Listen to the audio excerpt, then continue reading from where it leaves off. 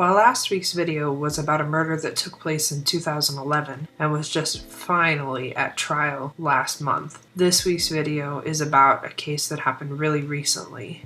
This is the case of Rebecca Jean Rogers in Canton, Ohio, who was gunned down on the morning of April 16th, 2021. So just within the last couple of weeks. Canton Police Chief Jack Angelo, I believe is how his name is pronounced, said there was a history of domestic violence in their past, and he's quoted as saying, "Far too often domestic incidents lead to tragedies like this."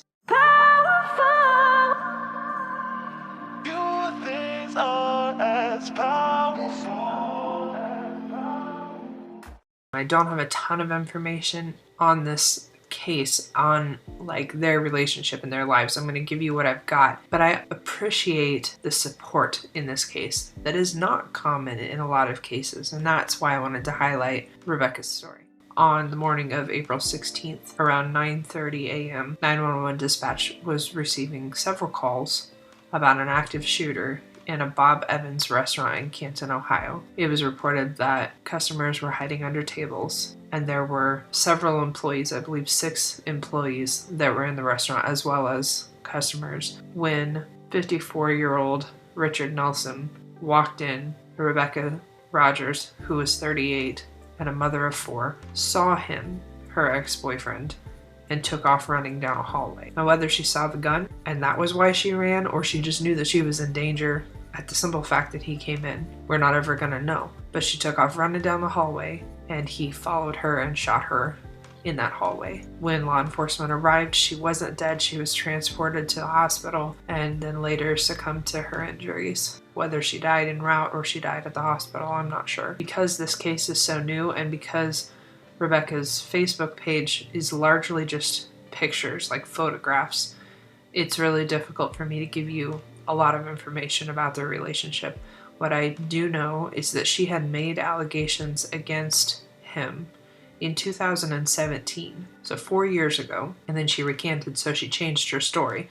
And because she did that, which is not uncommon at all for domestic violence victims for multiple reasons, because she did that, then she was actually charged with false reporting, and she ended up spending some time in jail because she changed her story. Now, I am inclined to believe that whatever her initial accusations were the truth. I don't know what they were. I don't know if it was a domestic assault type of a situation, but whatever she was seeking help for, I would venture to say was true. And then she recanted, either because she was afraid of him or because she was afraid of having to deal with life after he got out of jail, because they don't generally stay in jail for very long. I remember when a previous abuser of mine was arrested for something completely unrelated to me, I thought that I would be able to take that day, at least while I was at work, to figure out what I was going to do, and then, formulate a plan, be able to make some kind of moves. And they let him out for reasons I did not understand really quickly. And he got a hold of me, and he was so angry, and I was terrified. Like, why would they let him out already? I haven't gotten to do anything, because it was just so fast. And that was pre-COVID, way pre-COVID. So it wasn't like they were holding him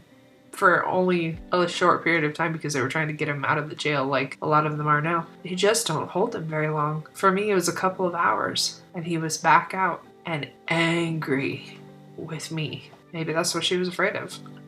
I don't know. We can't really know unless one of her friends or family wants to comment to that. But then in December of 2019, Rebecca had a picture of him that she used as her Facebook cover photo. So in December of 2019, they were together. In June of 2020, Facebook said that she was in a relationship. So she made some relationship Facebook official, but she didn't mention who it was with. So I don't know if they had broken up and they got back together, because he had been the only person on this Facebook account, at least the only guy that she had been with that was visible in pictures or anything, or she was dating somebody else, and maybe that was the cause of something. I don't know. What I know is that reports say that they weren't together at the time of the shooting, that he was her ex. After the shooting happened, there was a manhunt for him with multiple police agencies or law enforcement agencies that lasted 11 hours, if I remember correctly. And when they did finally take him into custody, he still had a firearm on him. He's pled not guilty to the charge of aggravated murder, which occurred in front of multiple witnesses. So I don't think they're going to have a real hard time convicting him. Also, he has a rap sheet that includes assault and failure to comply with police. Apparently, this is not a new, murder might be a new thing for him, but domestic violence and assault are not a new thing for this guy. That's true for a lot of people, and I hope that eventually I can get that through people's minds. If your significant other has a history of domestic violence, they are very likely to domestically violent you.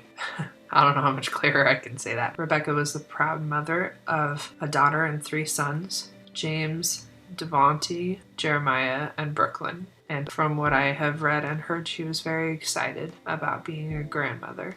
I'm about to be 38, and I have kids that look like they're the ages of a couple of her kids. And this goes to show that just because you're not together doesn't mean you're out of the woods. In fact, when you leave, and for a year after you leave, you're in a lot of danger.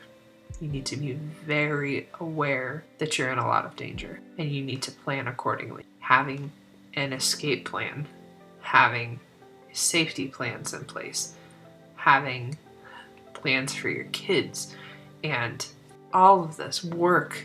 Do they know where you work? That's one of the things in safety planning that you need to consider when you're leaving a domestic violence situation. Do you keep your job? Do you quit your job and go somewhere else? They know, if they've been with you, they know where you work. And a lot of times they know when you work.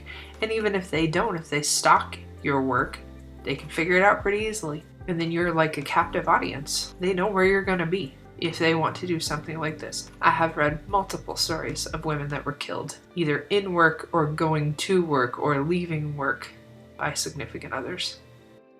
I do want to show some video of friends and family that got together to support her outside of the hearing.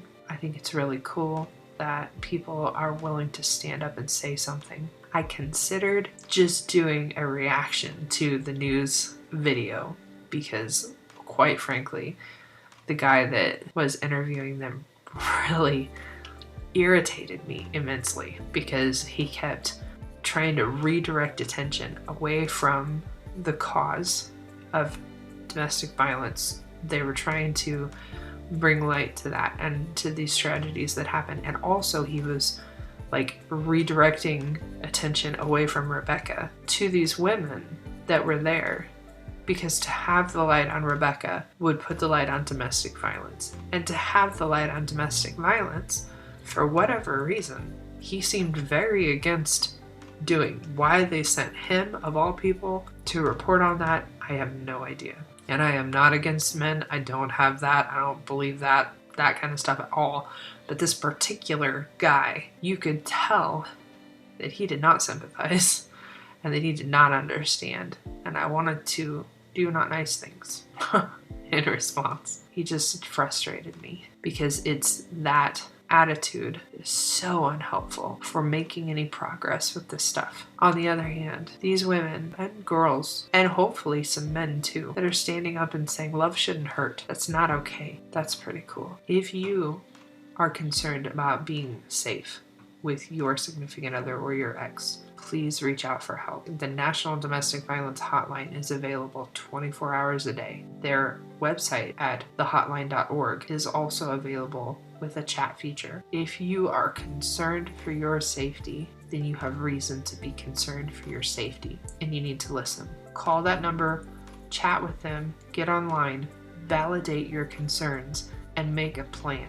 Whether you make a safety plan to leave or you make a safety plan to stay safe while you stay, I am not judging one way or another, but you are way safer if you think this stuff through and you make a plan than you will be without it. Call the number on the screen, go to the website, go to your local crisis center or women's domestic violence center or whatever you have locally. Don't try to do it alone. Get support, get a plan, go from there. But be safe for you and for your kids if you have them. Until I see you again, stay safe.